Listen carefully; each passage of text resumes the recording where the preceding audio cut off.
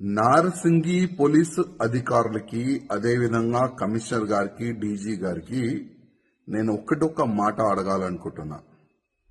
Johnny భాషా master ని ఎప్పుడు అరెస్ట్ చేస్తారు?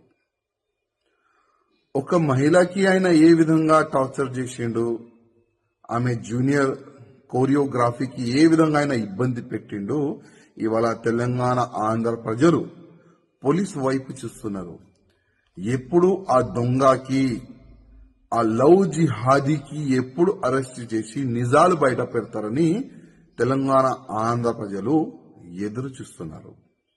అదేవిధంగా నేను పోలీస్ అధికారులకి రిక్వెస్ట్ చేస్తున్నా, ఇవాళ లేకపోతే రేపు ఆయన అరెస్ట్ అయిన తర్వాత ఈ ఒక్క అమ్మాయి నుంచి కాదు, ఇంకా ఎన్ని అమ్మాయిలకి నా ఇబ్బంది పెట్టిండు, ఎన్ని అమ్మాయిలకి కన్వర్ట్ అయిపోండి అని ఆఫర్ ఇచ్చిండు, అది కూడా ప్రజలు ముందు పెట్టాలని నేను పోలీస్ అధికారులకి రిక్వెస్ట్ చేస్తున్నా.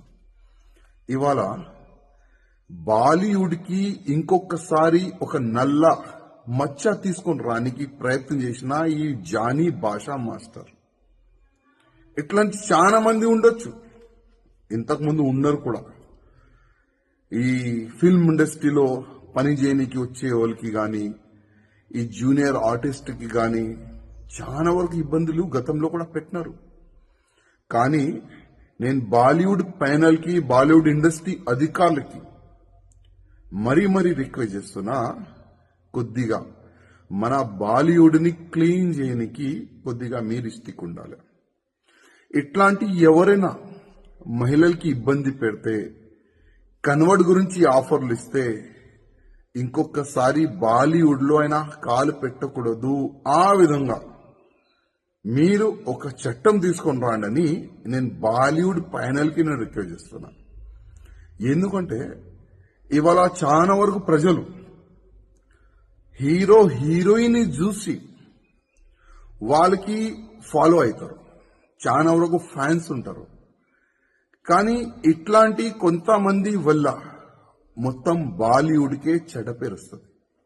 అందుకోసం నేను బాలీవుడ్ ప్యానల్ కి రిక్వెస్ట్ చేస్తున్నా, కొద్దిగా మీరు స్టిక్ గా యాక్షన్ కూడా తీసుకోవాలని నేను రిక్వెస్ట్ చేస్తున్నా. అదేవిధంగా పోలీస్ అధికారులకి రిక్వెస్ట్ చేస్తున్నా, ఈ జానీ మాస్టర్ ఒకవేళ దొరికితే మీరు ఇంట్రికేషన్ చేయాలి. ప్రేమ ఇంట్రికేషన్ కాదండి. ఏ విధంగా ఒక దొంగకి, ఒక రౌడీ చేసేవాడికి, ఒక మర్డర్ చేసేవాడికి ఏ విధంగా మీరు అది ట్రీట్మెంట్ చేస్తారు కదా, ఆ విధంగా ఈ జానీ భాషా మాస్టర్ కు కూడా ట్రీట్మెంట్ మంచి చేయాలి, మంచిగా పనిష్మెంట్ ఇవ్వాలి, నిజాలు బయటికి తీసుకుని రావాలని నేను పోలీస్ అధికారులు కూడా రిక్వెస్ట్ చేస్తున్నా.